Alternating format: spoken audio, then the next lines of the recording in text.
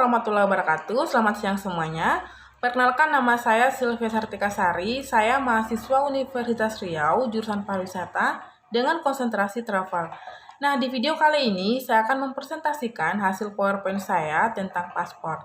Video ini tuh merupakan tugas dari dosen pengampu saya, yaitu Nur Arini Yulia SST MMPAR dalam mata kuliah Dokumen dan Pasasi Perjalanan.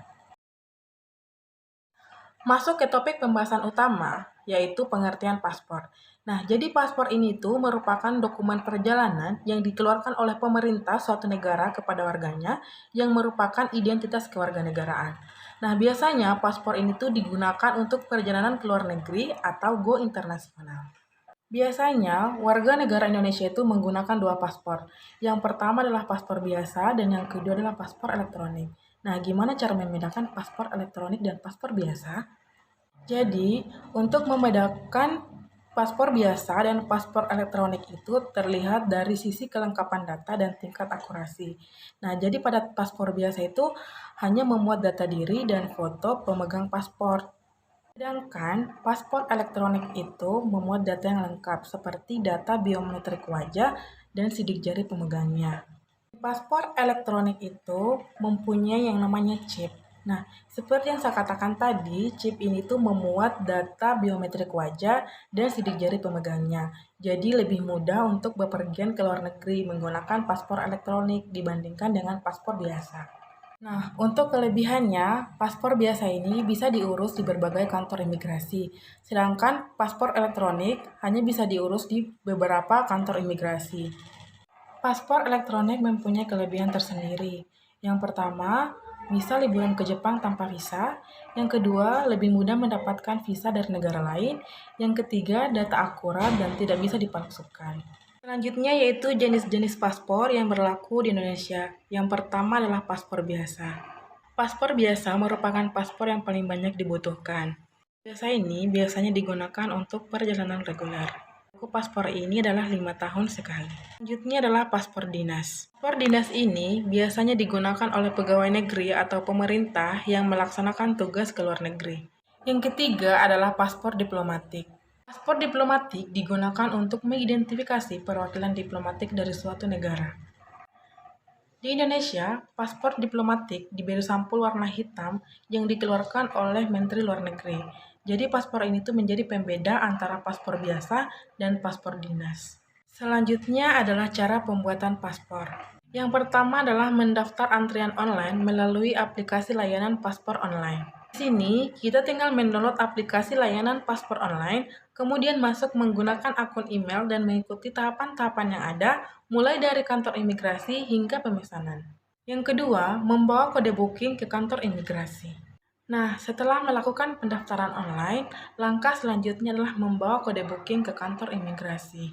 Nah, data yang perlu dipersiapkan juga untuk ke kantor imigrasi yaitu KTP, ijazah, buku nikah, akta kelahiran, hingga materai 6000.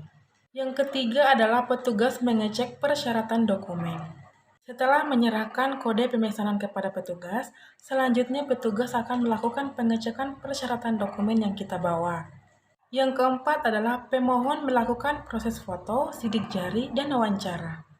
Apabila persyaratan dokumen yang kita bawa sudah lengkap, maka petugas akan memberikan kita nomor antrian dan mengarahkan kita ke ruangan foto, pengambilan sidik jari, dan wawancara. Nah, selanjutnya kita akan dipanggil oleh petugas imigrasi untuk melakukan proses foto, pengambilan sidik jari, dan wawancara. Yang kelima adalah pemohon paspor mendapatkan kode pembayaran. Setelah proses foto, sidik jari, dan wawancara, kita akan mendapatkan serah terima dan kode bayar. Pembayaran dapat dilakukan maksimal 7 hari setelah wawancara dan bisa dilakukan di semua bank. Yang keenam adalah menunggu paspor datang ke rumah atau mengambil sendiri di kantor imigrasi. Setelah itu, kita hanya perlu menunggu paspor yang dikirim oleh PT Pos Indonesia yang sudah bekerja sama dengan kantor imigrasi. Untuk biaya pembuatan paspor terbagi menjadi dua bagian, yaitu yang pertama paspor biasa itu dengan harga Rp350.000 dan paspor elektronik yaitu seharga Rp650.000. Selanjutnya adalah manfaat paspor. Manfaat paspor diantaranya adalah yang pertama, mendapatkan kepastian hukum dari luar negeri. Yang kedua, identitas diri di luar negeri. Yang ketiga, persyaratan dokumen untuk studi di luar negeri, kerja, traveling, haji, dan umroh. Yang keempat, setelah memiliki paspor, kita dapat berpergian ke luar negeri ke banyak negara. Yang kelima, jika kita mempunyai paspor, kita dapat mewujudkan mimpi untuk pergi ke luar negeri. Itu adalah beberapa manfaat paspor yang dapat saya sebutkan. Selanjutnya masuk ke kegunaan paspor. Kegunaan dari paspor adalah untuk membuktikan identitas pemiliknya di negeri asing. Selanjutnya adalah surat perjalanan laksana paspor. Surat perjalanan laksana paspor merupakan dokumen pengganti paspor yang diberikan dalam keadaan tertentu dalam jangka waktu tertentu. Surat perjalanan laksana paspor berlaku untuk warga negara Indonesia yang melakukan perjalanan keluar masuk wilayah Indonesia. Surat perjalanan laksana paspor bagi warga negara Indonesia dikeluarkan saat WNI berada di luar wilayah Indonesia. Sedangkan surat perjalanan laksana paspor bagi warga negara asing diberikan saat WNA berada di dalam wilayah Indonesia. Permohonan surat perjalanan laksana paspor dapat diajukan kepada Kepala Kantor atau pejabat imigrasi yang ditunjuk untuk warga negara Indonesia yang berdomisili atau berada di wilayah Indonesia. Dan pejabat imigrasi yang ditunjuk melalui Kepala Perwakilan Republik Indonesia untuk warga negara Indonesia yang berada di luar wilayah Indonesia. Untuk surat perjalanan laksana paspor bagi warga negara Indonesia berlaku paling lama 2 tahun dan dapat digunakan dalam 1 kali perjalanan serta tidak bisa lagi diperpanjang. Masuk ke topik selanjutnya, yaitu studi kasus tentang dokumen dan pasasi perjalanan. Baiklah, di sini saya mengambil topik tentang penegakan hukum terhadap warga negara asing yang melakukan tindak pidana pemalsuan dokumen perjalanan, studi di kantor imigrasi kelas 1 khusus Ngurah Rai. Baiklah, sebelum masuk topik pembahasan, saya akan menjelaskan apa itu penegakan hukum. Jadi, penegakan hukum adalah proses dilakukannya upaya untuk tegaknya atau berfungsinya norma-norma hukum secara nyata sebagai pedoman perilaku dalam lalu lintas dan hubungan-hubungan hukum dalam kehidupan bermasyarakat dan bernegara. Berdasarkan data Kepala Seksi Penindakan Keimigrasian di Kantor Imigrasi Kelas 1, khusus Ngurah Rai, terdapat beberapa kasus pemalsuan dokumen perjalanan oleh warga negara asing. Adapun data tersebut diantaranya, kasus yang pertama adalah pada tahun 2015 terdapat 5 kasus diantaranya 4 orang WNA berasal dari negara Uni Emirat Arab yang merupakan satu keluarga dan seorang WNA asal Pakistan tertangkap petugas imigrasi kelas 1 khusus Ngurah Rai saat hendak meninggalkan Indonesia dengan tujuan menuju New Zealand. Hal ini dikarenakan para pelaku telah menggunakan paspor palsu yang dibuktikan dengan bukti fisik dan material dari paspor palsu tersebut. Modus operasi yang pelaku lakukan adalah para pelaku yang mengaku bahwa sebagai pengungsi ingin segera mendapatkan suaka sebelum permohonan suakanya di suatu negara dikabulkan. Maka, para pelaku menggunakan paspor palsu untuk segera mendapatkan suaka dengan visa kunjungan palsu. Yang kedua, pada tahun 2016 terdapat 2 kasus diantaranya seorang WNA Australia menggunakan paspor milik orang lain dan memalsukan visa yang diperuntukkan untuk kunjungan ke Bali. Pelaku melakukan pemalsuan terhadap visanya dibantu oleh oknum imigrasi dengan membayar oknum imigrasi dengan sejumlah uang. Seorang WNA asal Iran tertangkap pihak imigrasi karena telah menggunakan paspor palsu. Dalam modus operasi, pelaku menggunakan paspor palsu atas namanya dari negara Yunani yang dalam hal ini dipalsukan olehnya. Hal ini dibuktikan dengan keterangan pelaku yang berbelit-belit serta ditemukannya paspor atas namanya dari negara lain. Tujuan dan maksud ke Bali, pelaku hanya mengaku untuk kunjungan atau liburan, namun dari pihak imigrasi melakukan tindakan tegas dengan menggunakan sanksi imigrasi. Yang ketiga, pada tahun 2017 terdapat satu kasus yaitu WNA asal India ditahan pihak imigrasi karena merupakan buronan Interpol India. Pelaku menggunakan paspor palsu dengan visa kunjungan untuk berlibur di Bali. Modus operasi pelaku adalah pelaku yang datang dari Papua Nugini menggunakan paspor palsu yang dipalsukan sendiri olehnya datang ke Bali dengan visa kunjungan atau liburan yang mana tujuan sesungguhnya untuk melarikan diri.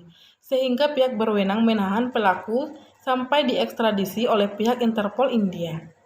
Temuan dari penelitian dilakukan bahwa dari sekian kasus pemalsuan dilakukan oleh warga negara asing, hanya satu kasus yang diproses secara hukum di Pengadilan Negeri Denpasar, yaitu seorang warga negara asing berkewarganegaraan Australia bernama Shawn Edward Davidson yang terjadi di wilayah hukum Bandara Internasional Ngurah Rai, Bali. Kasus terjadi pada bulan Februari 2016. Dia masuk ke Bali dengan menggunakan paspor bukan miliknya atas nama Michael John Bayman dan kedapatan juga menggunakan kartu izin tinggal sementara palsu dengan nama Eddie Ledsal. Dalam hal ini, pelaku melanggar dan direject pasal 121 huruf B dan pasal 130 pada Undang-Undang Nomor 6 Tahun 2011 tentang Keimigrasian. Warga negara asing tersebut dapat dijerat hukuman menurut Undang-Undang Keimigrasian antara lain Pasal 119 ayat 2 yang berbunyi, setiap orang asing yang dengan sengaja menggunakan dokumen perjalanan tetapi diketahui atau patut diduga bahwa dokumen perjalanan itu palsu atau dipalsukan dapat dipidana dengan pidana penjara paling lama 5 tahun dan pidana denda paling banyak 500 juta rupiah. Yang kedua, pada pasal 121 yang berbunyi, dipidana dengan pidana penjara paling lama 5 tahun dan dipidana denda paling banyak 500 juta rupiah. Adapun beberapa proses penegakan hukum terkait tindak pidana pemalsuan dokumen perjalanan di Kantor Imigrasi Kelas 1 khusus Ngurah Rai sebagai berikut. Yang pertama, warga negara asing yang diduga melakukan pemalsuan atau menggunakan dokumen perjalanan palsu, baik itu berupa paspor, visa, kitas, dipanggil oleh pihak imigrasi dalam hal ini Fasdakem. Yang kedua, warga negara asing itu kemudian diperiksa oleh penyelidik pegawai negeri sipil atau PPNS keimigrasian dalam hal ini menjalankan wewenang menjadi penyidik keimigrasian yang sesuai dengan ketentuan Undang-Undang Nomor 6 Tahun 2011. Yang ketiga, dalam proses penyelidikan, penyelidik pegawai negeri sipil keimigrasian bertugas berkoordinasi dengan penyidik kepolisian negara Republik Indonesia yang diatur berdasarkan Undang-Undang Keimigrasian. Yang keempat, setelah proses penyelidikan, PPNS Keimigrasian menyerahkan berkas perkara kepada pengadilan. Baiklah, itulah hasil presentasi PowerPoint saya tentang paspor dan studi kasus tentang dokumen dan pasasi perjalanan. Terima kasih. Assalamualaikum warahmatullahi wabarakatuh.